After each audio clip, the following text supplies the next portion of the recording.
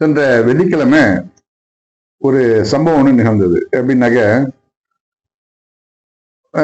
வீட்டு தேவைக்கு சில ஜாமான்கள்லாம் வாங்கலாம்னு சொல்லிட்டு ஒரு சூப்பர் மார்க்கெட்டுக்கு நான் போனேன்.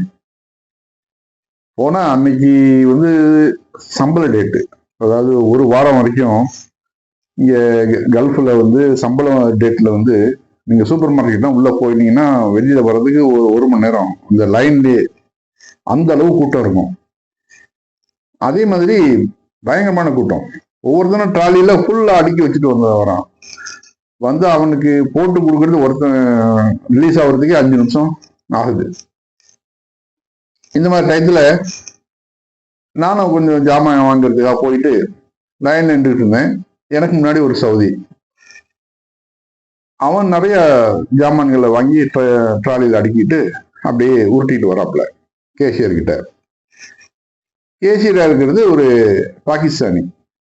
அவர் என்ன பண்ணாப்புல, அதுக்கு ஒரு 2 நிமிஷத்துல என்ன பண்ணானாக்க, இன்னொரு அந்த சைட்ல அந்த கேஸ் கவுண்டர் இருக்குங்கல்ல, அந்த கேஸ் கவுண்டரோட சைட்ல வந்துட்டு ஒரு பாகிஸ்தானி ஒரு சின்ன ட்ராலி எடுத்துட்டு வந்துட்டு பைசா மேரா பைலா கிளாஸ் கருதோ அப்படிங்கிறான்.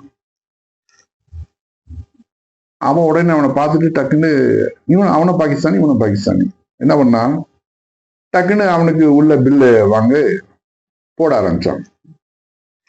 உடனே எனக்கு முன்னாடி இருந்த சவுதி வந்து அவனை பார்த்து கேட்டாப்புல, நீ செய்யறது சரியா? இது நானும் முன்னாடி நிக்கிறேன், லைன்ல நிக்கிறேன், எனக்கு முன்னாடி 10 பேர் நிக்கிறாங்களே, அத்தனை பேரையும் விட்டுட்டு நீ வந்து உன்னுடைய நாட்டுக்காரங்கிறதுக்காக நீ வந்து அவனுக்கு வந்து பில்லு போட ஆரம்பிச்சிட்டியே, இது சரியா? இது இஸ்லாமா இது அப்படின்னு கேட்டான்.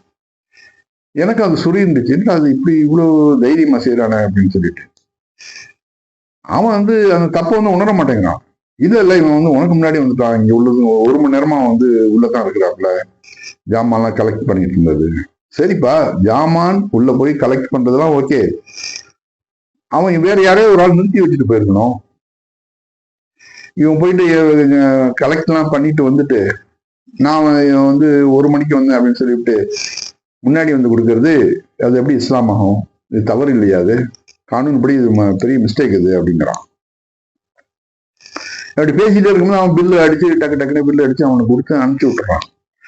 ஆனா அந்த சவுதி வந்து ரொம்ப நல்ல டைப்பு. நான் சொல்றான், இந்த பார், இப்ப நான் நினைச்சேனாக்க இது அப்படியே போட்டோ எடுத்து இல்லை வீடியோவை எடுத்து நான் வந்து மினிஸ்ட்ரிக்கு அனுப்பிச்சேனாக்க அடுத்த நிமிஷமே உன்னுடைய வேலை போயிடும், நீ ஜெயிலில் இருப்ப. ஆனா அப்படி நான் செய்ய விரும்பல. ஏன்னா நீ செய்யற தப்புனால பாகிஸ்தான்ல இருக்கக்கூடிய உன்னுடைய சொந்தங்கள்லாம் பாதிக்கப்படுவாங்க. அதனால நான் விட்டுட்டு போறேன். நீ வந்து நான் வந்து கையாளாதவன் நினைக்காத அப்படின்னு சொல்லிட்டு அப்படியே கிளம்பி போறாப்புல. அவன் கிட்டத்தட்ட 5 நிமிஷம் ஆச்சு எல்லாத்தையும் முடிச்சுட்டு. அதுக்கப்புறம் என்னுடைய நம்பர் வந்துச்சு. என்னுடைய நம்பர் வந்தப்ப நான் என்னுடைய ஜாமானை கொடுத்துட்டு பில்லு போட்டுட்டு அவன்கிட்ட கேட்டேன், பைசாப் ஆப் ஜோக்கியா ஏ சை நெய்யே, இது நீ இப்ப செஞ்சிய இது சரியில்லை அப்படின்னேன். கியா கியா கியா என்ன பண்ண அப்படின்னு அவன் கேட்கறான். அப்பதான் அவன் சொன்னேன், वो आदमी पहले आया जो सऊदी था, वो उसको तुम पहला बिल बनाना चाहिए, तुम्हारा मुल्क का आदमी बोल के उसको तुम लिया ना, ये गलत बात है, ये इस्लाम नहीं है அப்படின்னு நானும் அவன்கிட்ட சொன்னேன்.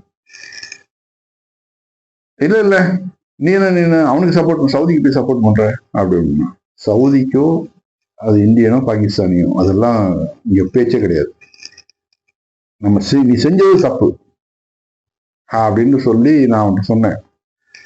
இது வந்து இஸ்லாத்துலயும் இது வந்து தவறு, அவன் சொன்னது கரெக்டு, நீ செஞ்சது மிகப்பெரிய தப்பு, அவன் நல்லவனான்னு சொல்லி அப்படி விட்டுட்டு போயிட்டான், இல்லைன்னா அவனுக்கு பெரிய பிரச்சனை கொடுத்துருப்பான் அப்படின்னு நான் அவன்கிட்ட சொல்லிட்டு நான் என் வேலையை முடிச்சுட்டு இனிமே இந்த மாதிரி செய்யாத அப்படின்னு அவனுக்கு ஒரு அட்வைஸ் பண்ணிட்டு நான் என் ஜாமான் எடுத்துட்டு வந்துட்டேன்னு வச்சுங்களேன். இது வந்து ரொம்ப ரொம்ப எனக்கும் அப்படியே மனசு உறுத்திச்சு. அவன் செஞ்சது அந்த சவுதியோடைய ஒரு நல்ல மனசையும் நினைச்சு நான் சந்தோஷப்பட்டேன். அதான் ஒரு தடவை நபிகள் நாயகத்துல வந்து ஒரு பெண்மணி வந்து கேட்குறாங்க, என் இனத்தை நேசிப்பது இனவெறி ஆகுமா அப்படின்னு சொல்லிட்டு கேட்குறாங்க. அப்ப நபிகள் நாயகம் சொல்றாங்க, உன் இனத்தை நேசிப்பது இனவெறி ஆகாது. உன் இனத்தை சார்ந்தவன் ஒருவன் தவறு செய்யும் போது அதை நீ கண்டுக்காம நீ போற பாரு, அதுதான் இனவரி அப்படிங்கிறாங்க. என்ன அருமையான ஒரு வாக்கியம் பாருங்க. இது வந்து ஆதாரப்பூர்வமா ஹதீஸ்ல வந்தது. அப்போ இனவரிங்கிறதுக்கு எல்லாமே இப்போ வந்து எல்லாருக்குமே அந்த இனப்பற்று இருக்கும். நான் ஒரு தமிழன்டாக்க தமிழ்நாட்டுக்காரனை பார்த்தா ஒரு இனப்பற்று வரும். கேரளாக்காரனுக்கு அவன் நாட்டு பார்த்தா ஒரு பற்று வரும். அப்படி ஒவ்வொரு நாட்டு மொழி இனம் சார்ந்து அவர்கள் பிரியம் வைக்கத்தான் செய்வாங்க கண்டிப்பா. ஆனா அது வந்து இனவரி ஆகாது, அது இனப்பற்று. இனவரி எப்ப ஆகும்? அந்த மக்கள் தவறு செய்யும் போது நம்ம அதை கண்டுக்காம போகணும்னு வச்சுங்களேன். அவனுக்கு வந்து அதை எடுத்து சொல்லாம அவனை வந்து சரி நம்ம ஆளு தானே இதாம கண்டுக்காம இருப்போம் அப்படின்னு நம்ம போனோம்னாக்க அதுக்கு பேர் தான் இனவரி. இது அருமையான ஒரு வாக்கியம் இந்த ஹதீஸ்ல அடங்கி இருக்குது. நான் அதை வந்து அப்படியே நான் வந்து அதை பொருத்தி பார்த்தேன். அதனாலதான் அந்த பாகிஸ்தானிக்கு நான் போய் அட்வைஸ் பண்ணிட்டு வந்தேன். இது மாதிரி செய்யாதப்பா, அடுத்த தடவை செய்யாத. இது ஏதோ ஒரு தடவை முடிஞ்சு போயிட்டு அவன் நல்லவனா சொல்லிட்டு இப்ப போயிட்டான். இதே அவன் வந்து போட்டோ எடுத்து மினிஸ்ட்ரிக்கு அனுப்பிச்சு விட்டான்னா அடுத்த நிமிஷமே உன்னுடைய வேலை காலி. ஏற்கனவே வெளிநாட்டுக்காரன் எப்படியாவது அனுப்பிச்சிட்டு அதுவும் அந்த அவன் வேலை செய்யற இடத்துல சவுதி தான் உட்காரணும் முறைப்படி. ஏன்னா கேசியர்ல வந்து அதாவது சவுதிகளை மட்டும்தான் வைக்கணும்னு சட்டம். அப்ப நீ அந்த இடத்துல நீ வந்து உட்கார்ந்து இருக்கிற. அதை கூட அவன் வந்து பெருசா எடுத்துக்காம போறான். அவன்கிட்ட போய் நீ சண்டை போடுறியே அப்படின்னு நம்ம வந்து அட்வைஸ் பண்ணது நான் இந்த ஹதீஸையும் நான் நினைச்சு பார்த்தேன். என்ன அருமையான ஒரு விளக்கம். அதை வந்து அந்த பாகிஸ்தானி ஃபாலோ பண்ணல. அது வந்து இந்த கேஷியர் எந்த இடத்துல இருந்தாலும் சரி ஒரு லைன்ல நிற்கும் போது அவனுக்கு நம்ம ரொம்ப ரொம்ப முக்கியத்துவம் கொடுக்கணும். அவனுடைய ஏன்னா அவனோட டயத்தை வேஸ்ட் பண்ணி தானே வந்து நிக்கிறான். அவன் வந்து சும்மா சாதாரண அவன் பெரிய ஆபீசரா இருப்பான். நல்ல சம்பளத்துல 20,000 30,000 சம்பளத்துல இருக்கக்கூடியவன் வந்து லைன்ல நிக்கிறான்னாக்க அவன் எதுக்காக நிக்கிறான்? அவன் வந்து ரூல்ஸை ஃபாலோ பண்ணுங்கிறதுக்காக தான். அப்ப நீ வந்து ரூல்ஸை வந்து நீனே உடைக்கிறப்போ அதுக்கு மிகப்பெரிய பிரச்சனையை உண்டு பண்ணும். அதுதான் நம்ம சொல்ல வர்றது.